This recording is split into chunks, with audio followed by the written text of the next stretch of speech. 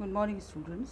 हमने पिछले क्लास में डीएनए के बारे में पढ़ना स्टार्ट किया था और डीएनए की बेसिक कॉन्स्टिट्यूट जो होता है न्यूक्लियोटाइड, उसके स्ट्रक्चर को पढ़ने की कोशिश की थी। मैंने आपको बताया था कि वो 3 चीज़ों से मिलकर बना हुआ होता है डीएनए का जो न्यूक्लियोटाइड है, और डीएनए एक पॉलीन्यूक्लियोटाइड संरचना है, इस बारे में हमने बात की थी। और वो 3 चीज़ें हैं, एक डीऑक्सीराइबोज शुगर, एक बेस जो 4 डिफरेंट तरह के बेस होते हैं, क्षारक होते हैं, उनमें से कोई एक बेस, और तीसरा जो है वो फॉस्फोरिक एसिड। तो हमने शुगर की बात की थी कि ये पेंटोज शुगर होती है। उसके बाद हमने प्यूरिन्स और पायरिमिडिन्स 2 तरह के बेसिस पढ़े थे, जो दोनों ही 2-2 तरह के डीएनए में पाए जाते हैं। और फिर उसके बाद हमने जो है फॉस्फोरिक एसिड के बारे में पढ़ा था कि तीनों चीज़ों से मिलकर जो है न्यूक्लियोटाइड बनता है। आज हम इससे आगे बात करेंगे। इससे आगे जो है वो है कि जब बेस और शुगर आपस में जुड़ जाते हैं, मतलब ये तीनों चीज़ें आपस में अटैच होकर न्यूक्लियोटाइड बनाती हैं, लेकिन अगर बेस और शुगर आपस में जुड़ें तो उसको हम बोलते हैं न्यूक्लियोसाइड। मतलब फॉस्फोरिक एसिड अभी उनसे आके अटैच नहीं हुआ है, बेस और शुगर आपस में जब जुड़ जाते हैं तो उसको हम कहते हैं न्यूक्लियोसाइड्स। और बेस जो है हमेशा शुगर के C1 पर बाइंड होता है। आप शुगर की स्ट्रक्चर देखिए, इसका जो पहला कार्बन है 1 जहाँ लिखा हुआ है वहाँ आकर बेस बाइंड होता है। शुगर के पहले कार्बन पर आकर बेस बाइंड होता है हमेशा ही, चाहे वो कोई सा भी बेस हो, चाहे वो प्यूरिन हो, चाहे पायरिमिडिन हो, वो शुगर के C1 पर आकर बाइंड होता है। और जब ये जुड़ जाते हैं दोनों तो हम इसको कहते हैं, उस स्थिति में हम इसको कहते हैं न्यूक्लियोसाइड। तो क्योंकि 4 प्रकार के बेसिस हैं, शुगर तो फिक्स ही रहेगी, वही रहेगी। अगर डीएनए है तो डीऑक्सीराइबोज रहेगी, और अगर आरएनए है तो राइबोज रहेगी। तो शुगर तो वही रहेगी, लेकिन क्योंकि बेस 4 प्रकार के हैं तो 4 प्रकार के न्यूक्लियोसाइड्स जो हैं वो पाए जाते हैं आरएनए में भी और डीएनए में भी। जैसे एडेनिन है, मान लीजिए बेस एडेनिन है और वो राइबोज से जुड़ा है, तो उस स्थिति में हम न्यूक्लियोसाइड को कहते हैं एडिनोसिन। फिर अगर ग्वानिन है और वो राइबोज से जुड़ा है तो कहलाता है guanosine. Uracil plus ribose is known as uridine. Cytosine plus ribose is known as cytidine. हम इन 4 की ही बात करेंगे।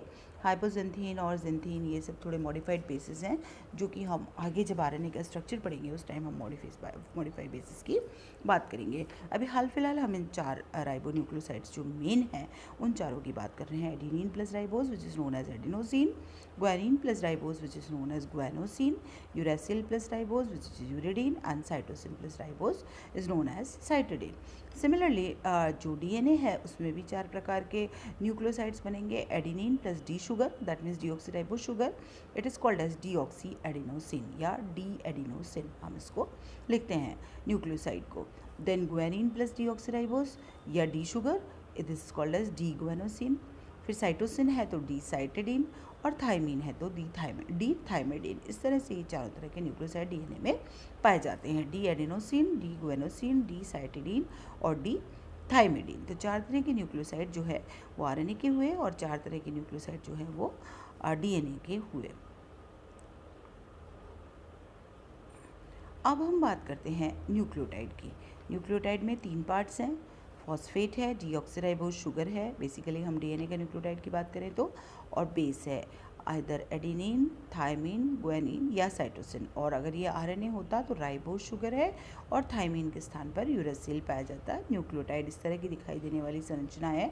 इस शुगर 1 पर देखिए आप, शुगर के C1 पर कार्बन फर्स्ट पर नाइट्रोजनस बेस लगा हुआ है, पेंटोज शुगर है, और उसके 3 और 5 एंड पर फॉस्फोरिक एसिड लगा होता है। तीसरी चीज़ जो न्यूक्लियोसाइड के साथ यहाँ पे एक और अटैच हुई, वो क्या हुई?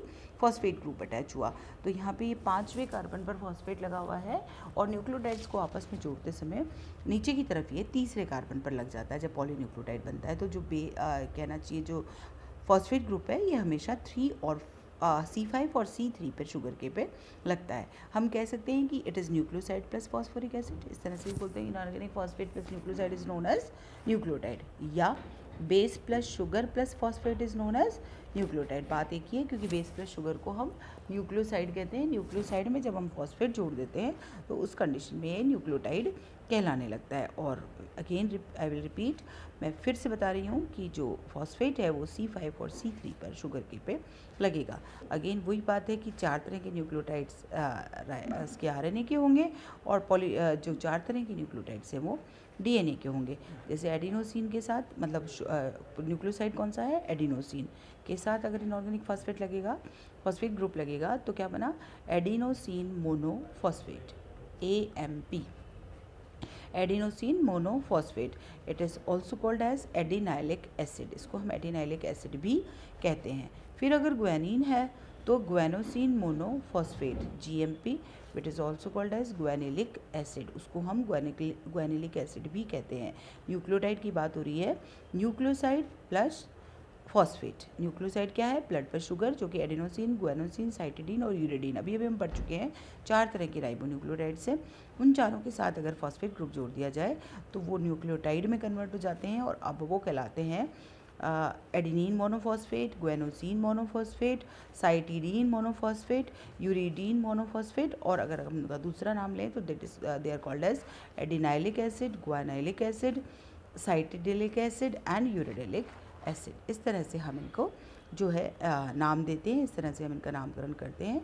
इनकी जो है नॉमेनक्लेचर वो इस तरह से रहती है, AMP, GMP, CMP and UMP। फिर हम DNA के न्यूक्लियोटाइड्स की अगर बात करें तो D adenosine, D guanosine, D cytidine, D thymidine, ये 4 तरह के न्यूक्लियोसाइड्स DNA में पाए जा रहे हैं।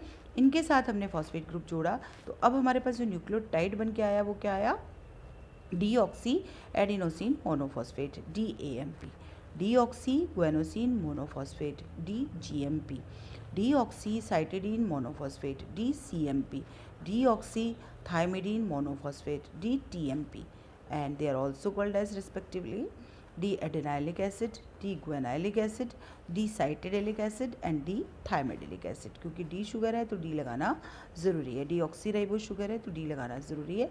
D-adenylic acid, D-guanylic acid, D-cytidilic acid और D-thymidilic acid। तो इस प्रकार के 4 न्यूक्लियोटाइड्स जो हैं वो RNA में और 4 न्यूक्लियोटाइड्स जो हैं वो DNA में पाए जाते हैं। नो वॉट, ये सारे न्यूक्लियोटाइड्स आपस में जुड़ते हैं और DNA और RNA बनाते हैं। तो ये इसकी केमिकल स्ट्रक्चर हो गई DNA और RNA की। पॉलीन्यूक्लियोटाइड किस तरह से बनता है, मैंने आपको कहा था कि शुगर के C1 पर बेस लगता है, आपको यहाँ दिखाई दे रहा है C1 जो है, the C is named as 1 to 5, 5 और 3 पे येलो कलर का जो ब्लॉक दिखाई दे रहा है, 3rd पोजीशन पर और 5th पोजीशन पर वो फॉस्फेट है। और ये POP bond, that means phosphodiester bond बनाता है। और C1 पर जो है वो जो ब्लैक कलर के बॉक्स में दिखाई दे रहा है आपको, वो कोई ना कोई बेस लगा हुआ है। RNA में राइबोज शुगर है और DNA में वो डीऑक्सीराइबोज शुगर है, वही 3 और 5 एंड पर यहाँ पे फॉस्फोडाइएस्टर बॉन्ड की हेल्प से जो है फॉस्फेट ग्रुप जुड़े हुए हैं और C1 पर, शुगर के C1 पर जो है यहाँ पर आपके पास एक ना एक बेस लगा हुआ है। इस तरह से एक सीरीज़ में ये आपस में जुड़ते चले जाते हैं। एक न्यूक्लियोटाइड का तीसरा सिरा से मतलब शुगर का तीसरा कार्बन अगले न्यूक्लियोटाइड की शुगर के जो है 5वें कार्बन से आपस में फॉस्फोडाइएस्टर बॉन्ड के द्वारा जुड़ जाता है और इस प्रकार से संरचना बनती है जो कहलाती है polynucleotide. This is chemical structure of DNA and RNA।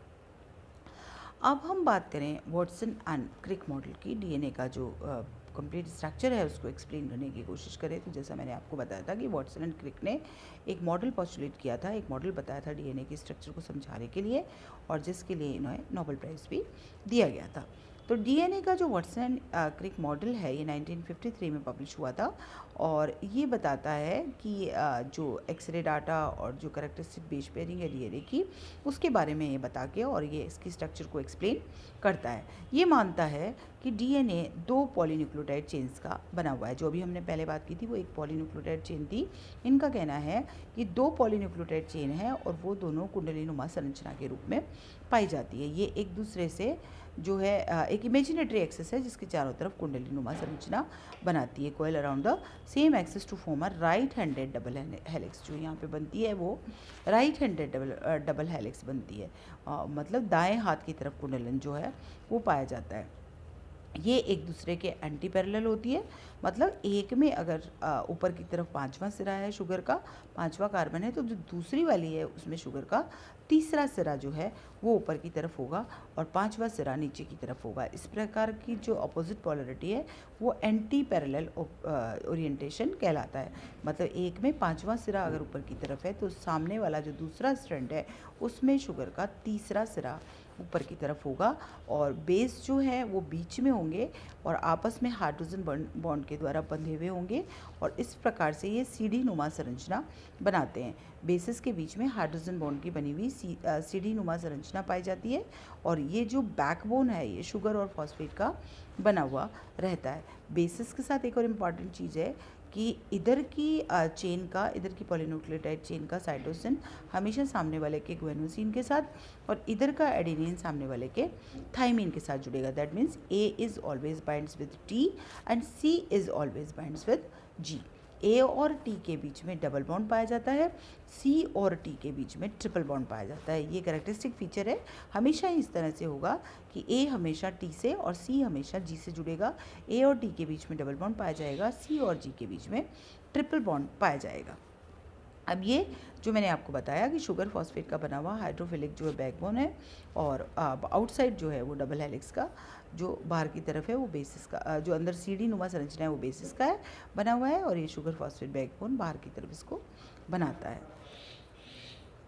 और क्या है इसमें बेस पेयर रूलिंग जो अभी अभी मैंने आपको बताई वाटसन क्रिक मॉडल की कि एडेनिन थाइमिन के साथ डबल बॉन्ड के साथ जुड़ेगा और ग्वेनिन साइटोसिन के साथ जुड़ेगा।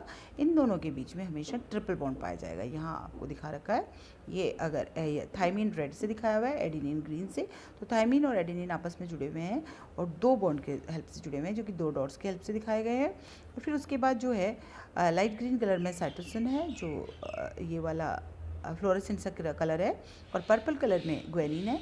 साइटोसिन और ग्वेनिन आपस में बाइंड होते हैं ट्रिपल बॉन्ड के द्वारा, जो तीन डॉट्स के द्वारा, तीन हाइड्रोजन बंध के द्वारा दिखाए गए डॉट्स हाइड्रोजन बॉन्ड को दिखाते हैं। पी फॉस्फेट है और जो डी है वो डीऑक्सीराइबोस शुगर है, blue colour, dark blue colour की डीऑक्सीराइबोस शुगर है और जो थोड़ी सी लाइट ब्लू कलर की फिरोजी कलर का जो दिखाई दे रहा है आपको, लाइट ब्लू कलर का, दैट इज़ फॉस्फेट है। तो इस तरह से शुगर फॉस्फेट का बैकबोन बना हुआ है और बीच में जो है साइटोसिन और ग्वेनिन ट्रिपल बॉन्ड से और एडेनिन और थाइमिन जो है वो डबल बॉन्ड से जुड़े हुए हैं। तो इस प्रकार से साइड्स जो है लेटर की सीढ़ी नुमा संरचना जो है फॉस्फेट और शुगर की साइड्स जो है रेलिंग जो है वो उससे बनी हुई है और ये आपस में एक दूसरे के द्वारा हाइड्रोजन बंध से जुड़े हुए रहते हैं। और जो वाटसन एंड क्रिक मॉडल की अगर हम बात करें तो प्यूरिन्स पायरिमिडिन्स जो हैं वो इनवर्ड फेसिंग किए हुए रहते हैं, अंदर की तरफ देखते हुए रहते हैं, जैसा आपको यहाँ संरचना में दिखाई दे रखा है। और ये बेसिस जो हैं ये लॉन्ग एक्सिस के, जो कि एक इमेजिनरी एक्सिस है, उससे परपेंडिकुलर होते हैं, मतलब 90 डिग्री का एंगल बना रहे होते हैं। लंबवत संरचना है। दो बेस पेयर्स के बीच में 0.34 nm जो है डिस्टेंस होती है और एक कंप्लीट हेलिकल टर्न में 3.4 nm की बनी हुई हेलिकल टर्न होती है। तो हम ये कह सकते हैं कि हर एक हेलिकल टर्न में 10 बेस प्रेजेंट होते हैं, 10 बेसिस प्रेजेंट होते हैं, क्योंकि 0.34 एक के बीच में डिस्टेंस होगा, दो एडजेसेंट बेसिस के बीच में, दो पास पास वाले बेसिस के बीच में, और टोटल ये 3.4 का बना हुआ है। तो 3.4 is divided by 0.34 which is 10। तो एक हेलिकल टर्न में जो है कंप्लीट 10 बेसिस प्रेजेंट होते हैं और डायमीटर जो है इसका वो 2 nm का होता है। एक्सटर्नल डायमीटर जो है हेलिक्स का वो 2 nm का होता है। इसमें अगर हम ध्यान से देखें तो इसकी कुंडली में दो प्रकार की ग्रूव्स बनती है, खांचें बनती है। एक थोड़ी छोटी खांच बनती है, उसको माइनर ग्रूव कहते हैं, और एक बड़ी खांच बनती है जो आपको यहाँ डायग्राम में दिखाई दे रही है, वो मेजर ग्रूव कहलाती है। ये डीएनए बाइंडिंग प्रोटीन्स के लिए साइड से यहाँ का डीएनए बाइंडिंग प्रोटीन्स जो है वो जुड़ते हैं और स्मॉल मॉलिक्यूल्स की बाइंडिंग के लिए माइनर ग्रूव पाई जाती है। इस पूरी हेलिक्स का जो डायमीटर है वो 20 एंगस्ट्रॉम होता है। 20 एंगस्ट्रॉम इसका पूरी हेलिक्स का डायमीटर होता है। दो पास पास वाले बेसिस के बीच में 0.34 की डिस्टेंस है और जो टोटल उसमें है 3.4 की डिस्टेंस है। तो एक हेलिकल टर्न में 10 बेसिस पर हेलिकल टर्न प्रेजेंट होते हैं and they are bases are perpendicular to the imaginary axis और टू द जो लॉन्ग एक्सिस है उससे ये 90 डिग्री का एंगल बनाए हुए होते हैं। ये वाटसन एंड क्रिक मॉडल की जो मेन कैरेक्टरिस्टिक है वो इस प्रकार से हैं। अब जो क्या है ये भी मैंने आपको बता दिया कि इनके बीच में पेयरिंग ए और जी और सी के बीच में होती है और ये चेरग्रॉफ ने जो है इसके बारे में बताया था। फिर हाइड्रोजन बॉन्डिंग, 2 हाइड्रोजन बॉन्ड होते हैं इनके बीच में, और जी और सी के बीच में 3 हाइड्रोजन बॉन्डिंग होती है, ये भी मैं आपको बता चुकी हूँ। और तो इस तरह से जो है सेम बेस कॉम्पोजिशन उनका जो चेन्स का नहीं होता है, बट ये एक दूसरे के कॉम्प्लीमेंट्री होगी। मतलब अगर एक चेन पे ए है तो सामने वाले चेन पे टी होगा। तो इनको इस प्रकार से हम कॉम्प्लीमेंट्री चेन्स कहते हैं। जैसे यहाँ आपको एक सीक्वेंस दिखाई हुई है ATA CGC AC। तो इसकी जो सेकेंड चेन कॉम्प्लीमेंट्री चेन होगी, वहाँ सीक्वेंस होगी TATGCG, मतलब सी के साथ जी और ए के साथ टी, और जी है तो सी और टी है तो ए। इस प्रकार से ये सीक्वेंस बनेगी। इसको हम कॉम्प्लीमेंट्री बेस पेयरिंग कहते हैं। तो ये हमने जो है वाटसन एंड क्रिक मॉडल के मेन चीज़ें पढ़ी, और डबल हेलिकल स्ट्रक्चर है ये भी हम बात कर चुके हैं। एक बार मैं आपको एंटी पैरेलल ओरिएंटेशन के बारे में और बता दूं कि जो शुगर फॉस्फेट का जो मैंने आपको बताया बैकबोन है, ये न्यूक्लियोटाइड्स की चेन्स का बना हुआ है, और हाइड्रोजन बॉन्ड ने अंदर जो है बेसिस को बांधा हुआ है। एंटी पैरेलल ओरिएंटेशन का मतलब क्या है कि आप पहले जो लेफ्ट हैंड साइड वाला है उस न्यूक्लियोटाइड को देखिए। शुगर के पहले शुगर दिखाई दे रही है ग्रीन कलर की, उसके पहले कार्बन पर जुड़े हुए बेस दिखाई दे रहे हैं ACGTCG, ये दिखाई दे रहे हैं आपको। और जो दूसरी तरफ है उसके दूसरे सिरे पर फॉस्फेट दिखाई दे रहा है, जो कि 3 और 5 एंड पे है। तो ऊपर की तरफ जो है शुगर का 5वां कार्बन है। इसका एंटी पैरेलल ओरिएंटेशन क्या होगा? सामने वाली में ऊपर की तरफ जो होगा शुगर का तीसरा कार्बन होगा, जो 5वां कार्बन है वो नीचे की तरफ होगा। इस प्रकार का जो ओरिएंटेशन है that is called as anti parallel orientation. बिल्कुल आपको सारी चीज़ें क्लियर दिखाई दे रही है। प्यूरिन लगा हुआ है तो प्यूरिन दिखाई दे रहा है, पायरेमिडीन लगा हुआ है तो पायरेमिडीन दिखाई दे रहा है। Thymine is pyrimidine, single ring compound की तरह दिख रहा है। ऊपर ही ऊपर देखिए आप, सामने एडिनिन से जुड़ा हुआ है जो डबल रिंग कंपाउंड है, प्यूरिन है। इन दोनों के बीच में डबल बॉन्ड है जो कि डॉटेड स्ट्रक्चर से दिखाए गए हैं। इससे नीचे सी और जी है जो कि ट्रिपल बॉन्ड से दिखाए गए हैं। ये एक कंप्लीट जो DNA हेलिक्स होती है वो किस प्रकार की दिखाई दे रही है, उसकी संरचना यहाँ आपके सामने है। इसको आप अगर केमिकली दिखाना चाहें तो आपको इस तरह से दिखाई देगी। Hydrogen bond, purine and pyrimidine, anti parallel orientation. अब आपको यहाँ 5वां शुगर और तीसरा शुगर बिल्कुल क्लियरली दिखाई दे रहा है। आपको यहाँ पे ऊपर की तरफ जो पहला न्यूक्लियोटाइड है, लेफ्ट हैंड की तरफ जो न्यूक्लियोटाइड है उसमें 5वां सिरा ऊपर की तरफ है, जबकि दूसरे में 5वां सिरा बिल्कुल नीचे की तरफ है। ये जो है ये वाटसन एंड क्रिक मॉडल है। अगर आप इसको फर्दर इलेक्ट्रॉन माइक्रोस्कोप से देखें तो ये इस तरह की संरचना दिखाई देती है। जो भी हमने सारी बात करी 3.54 एंगस्ट्रॉम और 0.34 एंगस्ट्रॉम और ये सारे NM हाइड्रोजन बॉन्ड्स, और ये किस तरह की संरचना दिखाई देगी, ये सब आपको इसमें दिखाई दे रहा है वाटसन एंड क्रिक मॉडल में। तो आज जो है हम ये वाटसन एंड क्रिक मॉडल तक ही बात करेंगे। नेक्स्ट क्लास में हम इसके और अलग अलग तरह के DNA कौन कौन से पाए जा सकते हैं उसके बारे में बात करेंगे। बेसिक स्ट्रक्चर जो है DNA का, जो वाटसन एंड क्रिक ने समझाया, उसको मैं आज आपको बता चुकी हूँ। Thank you very much.